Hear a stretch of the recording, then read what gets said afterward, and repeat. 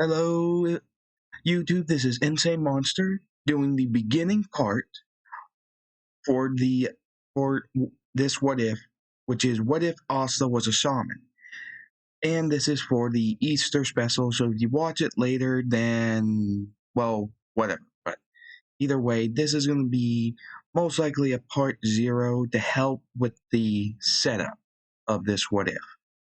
Now, with that being said, please remember to enjoy and hope you check out my other vids. Now, before we actually start, hit it.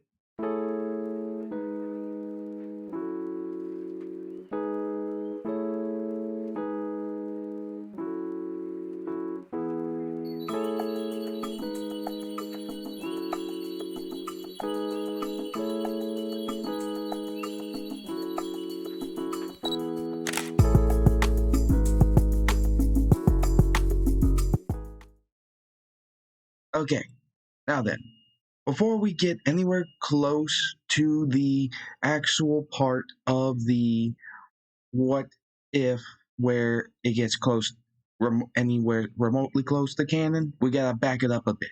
Not so far back that we go to the time when the dove demon was slain by the Wizard King, somewhere in between.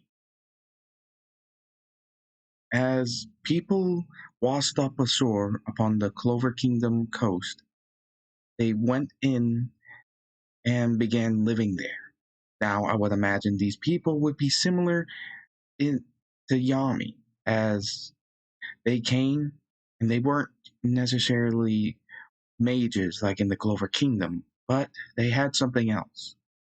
They had the ability to use the spirits, whether they be spirits that come directly from nature itself, spirits of animals, or, the ghosts of humans and such. These were shamans, and they came with some equipment as well as 5 unique spirits.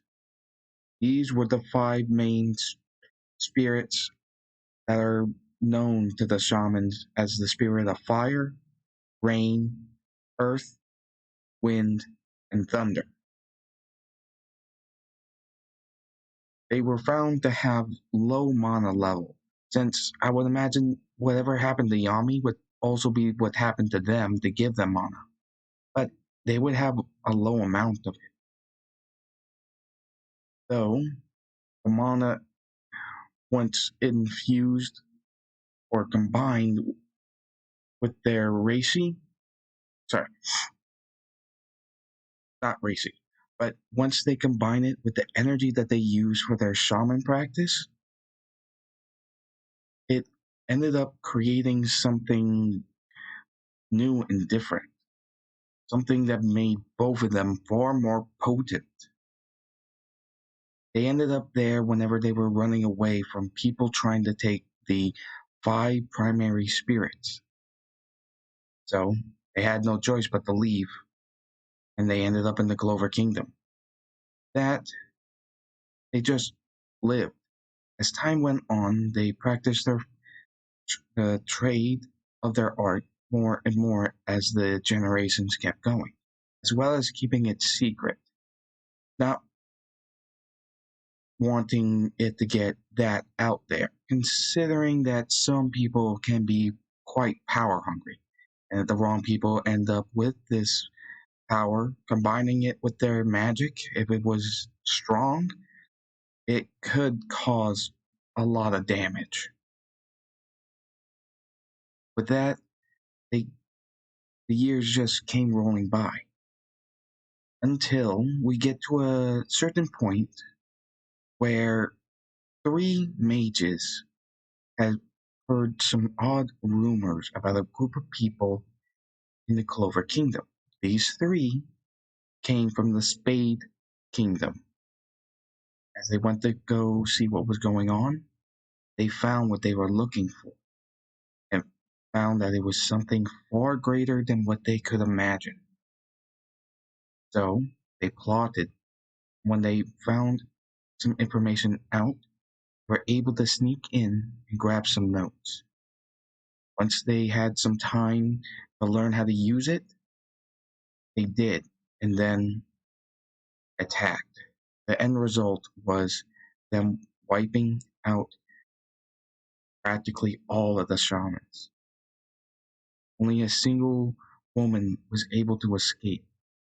She took all the most valuable material that she could find, whether it be notes, knowledge about their techniques, tools to be used as mediums for the ghosts to inhabit it, for their oversoul technique, as well as the primary spirits.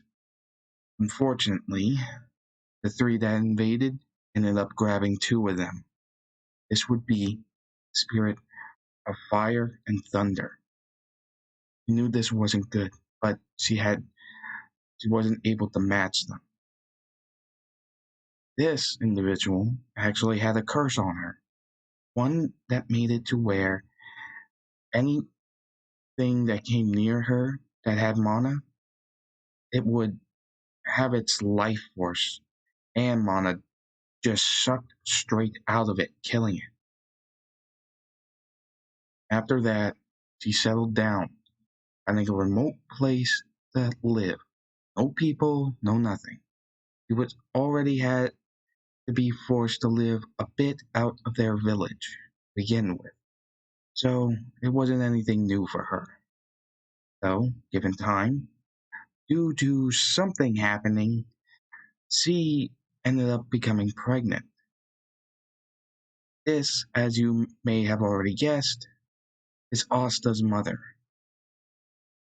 As the child is going to be born soon, she looks over at a ghost that has been with their family for generations, ever since they came to the Clover Kingdom. This being a samurai spirit known as a Midamaru. Vegeta asks him, I think I'm going to bring him to the orphanage in Hodge. Midamaru looked at her, asking why, as he remembered. I see. He remains close to you for too long. You're afraid that just being near you would kill him. As he looks down, not envying her for the decisions she has to make. As he sighs, remarking, so, Osville is correct. She shook her head yes, and continued, I'm also going to take all the notes and the two mediums that we have over and bury them underneath the demon skeleton right under it in a secure box. As he looks at her, wondering if she's gonna ask him to do something. He smirks and states, I want you to watch over him. Whether I like it or not, he's going to be able to see spirits and ghosts. I would prefer that someone be there to explain it to him, that can actually be near my child.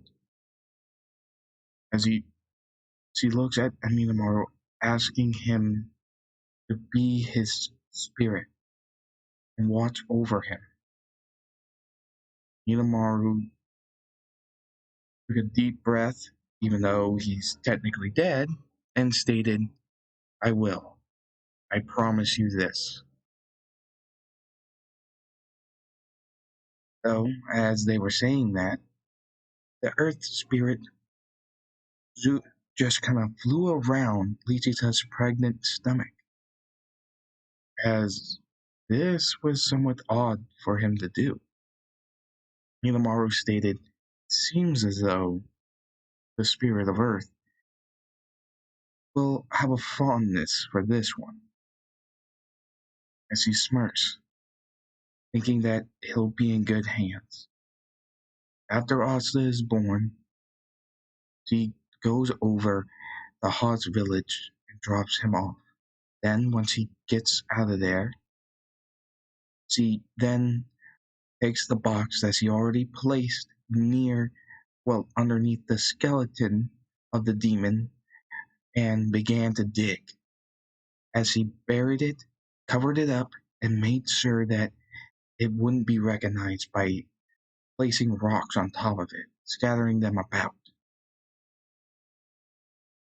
As he nodded her head at Amidamaru, he understood and flew off away with the earth spirit.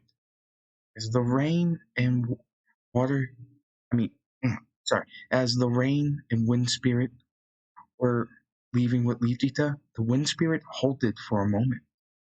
As it looked back, Lichita felt the wind around the spirit change.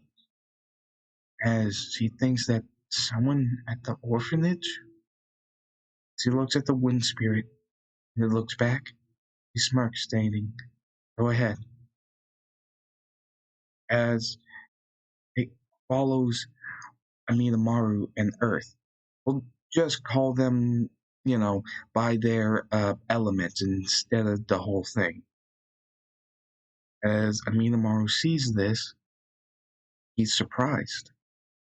As the wind as wind circles around a baby with dark black hair and what appears to be golden eyes, this being Yuna. As the father of the church looks at the children, being knocked back by Asta, Minamaru just can't help but laugh, seeing how physically strong this newborn is compared to this uh, preacher, which he sees that this guy's pretty good, and he should do fine helping raise them. After that, Ichicha went home, only having the rain with her at the moment. Though this didn't last long, as the thing that happened with Libe still happens as in canon. As Libe is raised a bit by her, and then killed. I don't exactly know how far into the future this is, so I'm just going to give it a couple of months. After Lichita is impaled, she seals up Libe in the five-leaf clover grimoire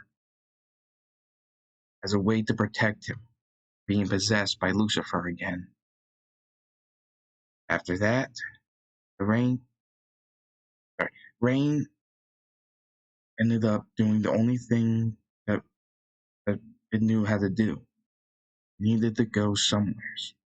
So it went with the other two spirits as well as Amidamaru. As Amidamaru saw this, he became worried and looked. He went over to where Lichita lived, not seeing her in her home, but in the ground in the nearby area as he lay dead. There was no five-leaf clover grimoire.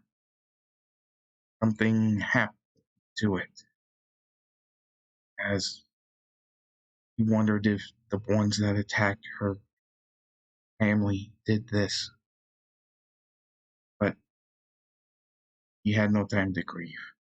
He made a promise to her to raise Asta, so he had to follow through with it.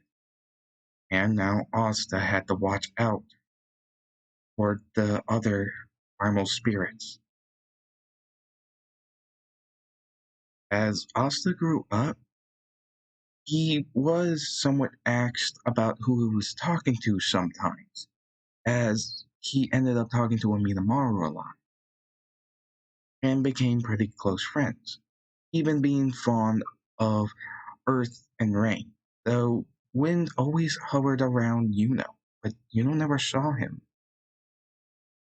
Eventually, after everything, well, we continue a couple of years to when they're 5. And the same thing happens as in canon, where Yuno has his pendant stolen by a drunk guy. And Asta tries to help him get it back. As Asta's fighting as hard as he could, Amilamaru yells at him, telling him to do what he taught him. He didn't bring him to the location where the books and mediums were yet, but he knows enough to give at least a simplified answer for something that is probably the lowest, the simplest part of being a shaman. As he understood, extending his palm out, he states, Amilamaru. As a ball of light forms in his hand, he slams it into his chest. As Amilamaru takes over his body and using his stick, beats the drunk guy up.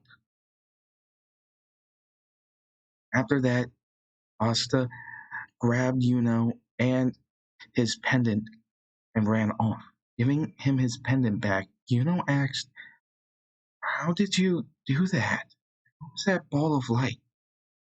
Asta was confused and asked, what are you talking about? You got a little green one always hovering around you. As Yuno's not sure what he means. Amilamaru tells Asta that normal people can't see well, they can't see the same things shamans can. What that is what you could consider a primal spirit. I am a ghost of a human that has passed. So, you can see me because you have shaman blood in you. As Asta is excited by this, but Yuno has no idea what he's being excited about all of a sudden, as Asta asks, okay, then how do I get Yuno to see it? Amilamaru remembers some of the notes stating that if a non-shaman has a ghost implanted into them to resemble the same possession technique that the shamans use in order to transfer the skills of one person who happens to be dead to a shaman who is living. This would allow the possessed to be able to utilize their either combat techniques or, for them to be a means for the dead spirit, which could be a craftsman, to work his craftsmanship through the shaman.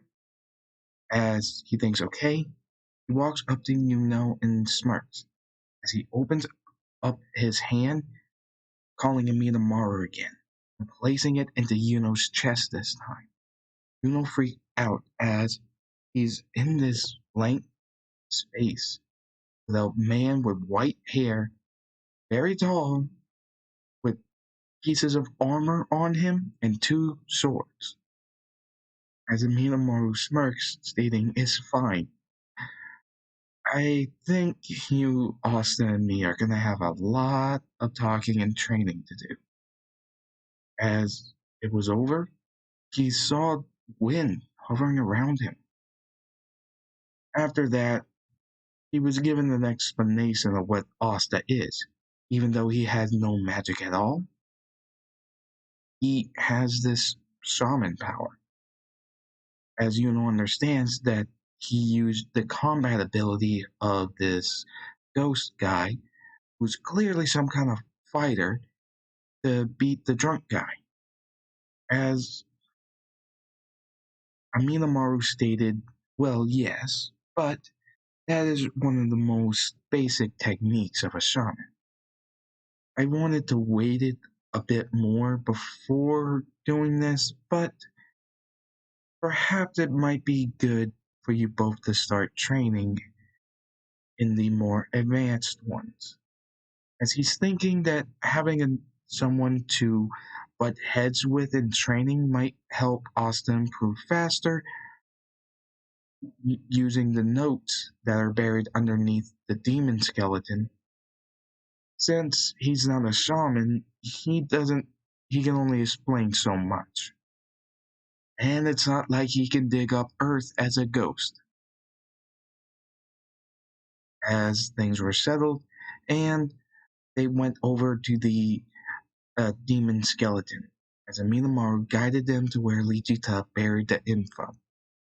Pointing at where it is, they had to dig it up. But asking, why are we doing this? Aminamoru stated, one I used to be with ended up bearing all the knowledge about the techniques of shamans right here, as well as two very special mediums. As he continues stating that mediums are something for a shaman to use for the oversoul technique, basically putting Amidamaru into them and using them to fight. As they kept digging, did ask some other questions about whether there are things they can do.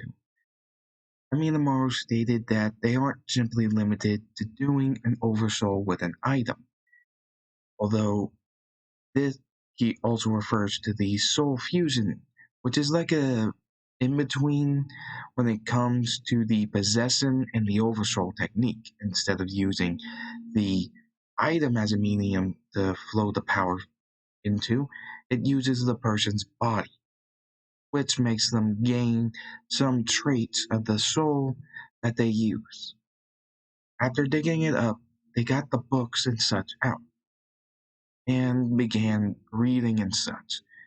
Asta wasn't that into it at first until he read something about all the kind of things that he can learn how to do, and then got really excited and started to read.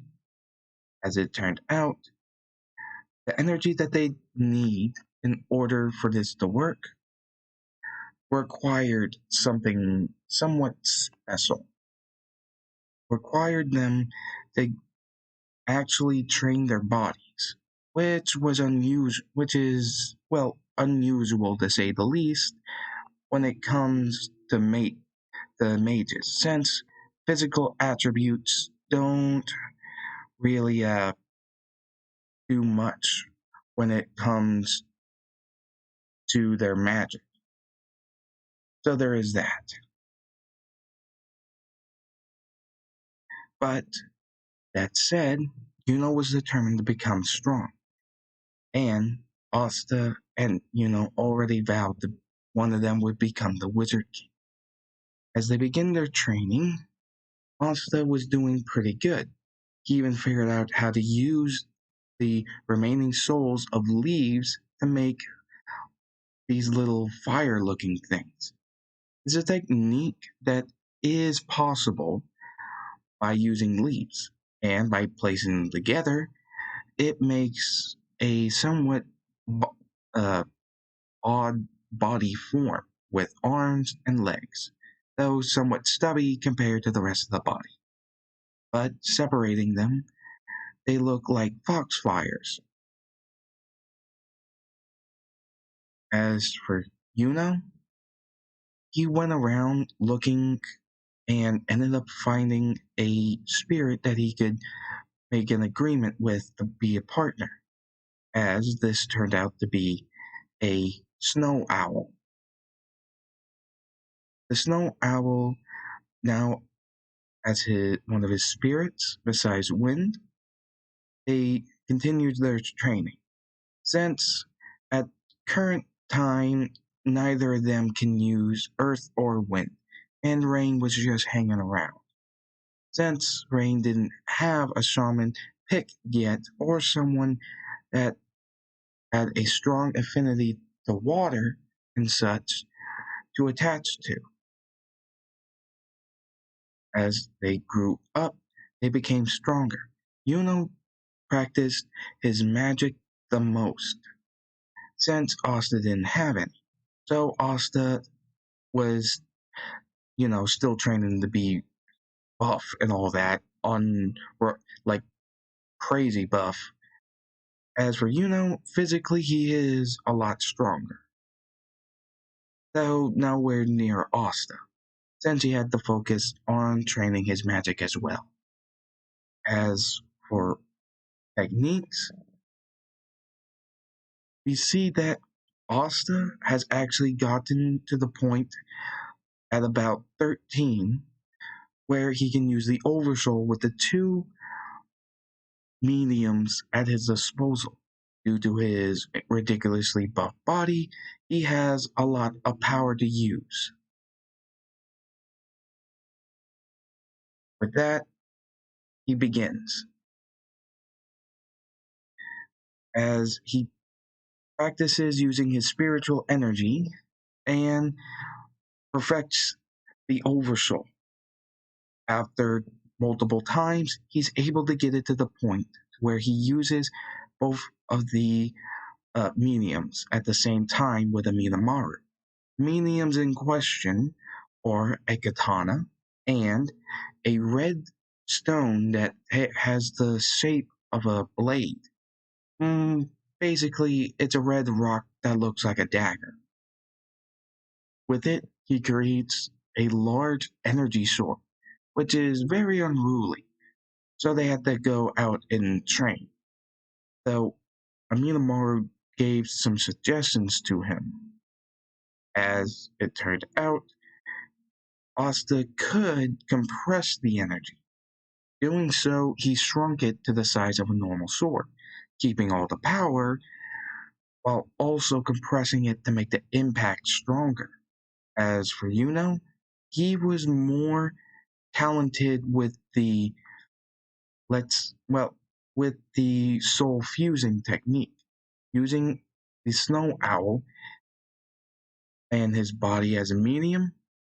He gained some claws coming out of his shoes and covering his hands, these being somewhat similar to the talons on the snow owl, as energy wings come out of his back, allowing for flight.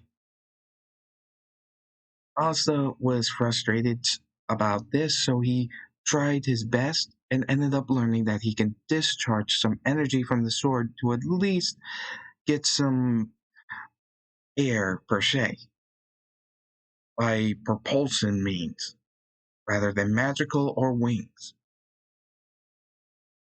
With that, they kept training until they were able to use wind and earth.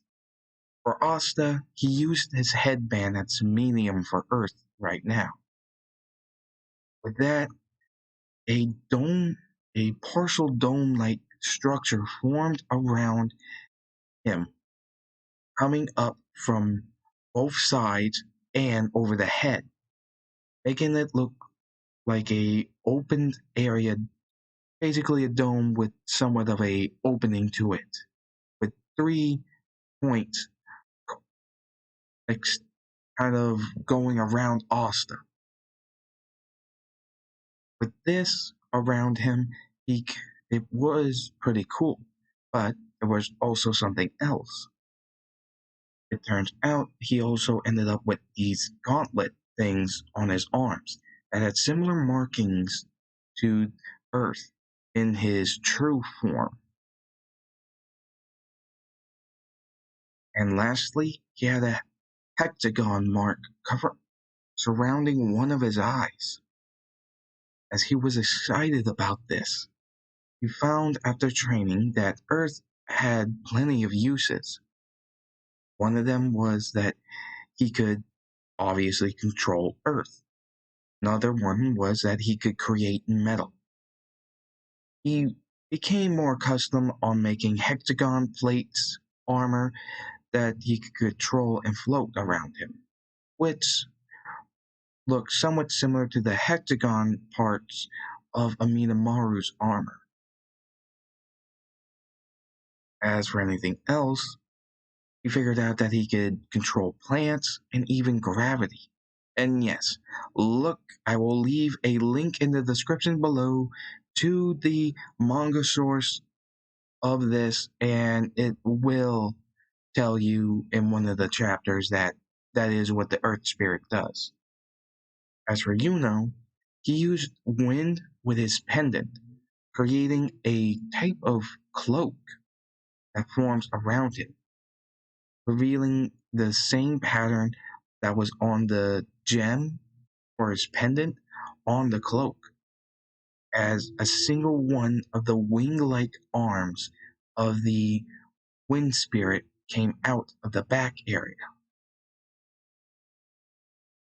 As his wind magic combined with this was greatly empowered, even to the point where he could conjure up a wind needle that could pierce through thick boulders with ease, splitting them in two. Basically, using like a needle wind, yeah, basically a wind needle to pierce through a boulder, causing it to break from the sheer impact that came with it. Since he went for the same kind of thing, they're not going with the large form of it, since in the notes that they read through, it turned out the Oversoul was far more powerful and potent whenever the energy was condensed into a smaller form, but with the same amount of power. So it made it a lot more useful. With that, they continue on training until we get to the point that it's time for them to go and get their grimoires. Once they talked about this, they agreed that if they ended up being separated once they become magic knights, Asta would hold on to Rain, since it was part of his responsibilities to start. Yuno had Snow, which is what he calls his snow owl, finding it naming things as simple as possible to be more his speed. With that, we'll end this part of the What If. I do hope you enjoyed part 0 of What If Asta Was a Shaman. Please remember to like, comment, and subscribe. Hit that notification bell, set it to all so that you're properly updated for any new vids, and hope to see you guys later.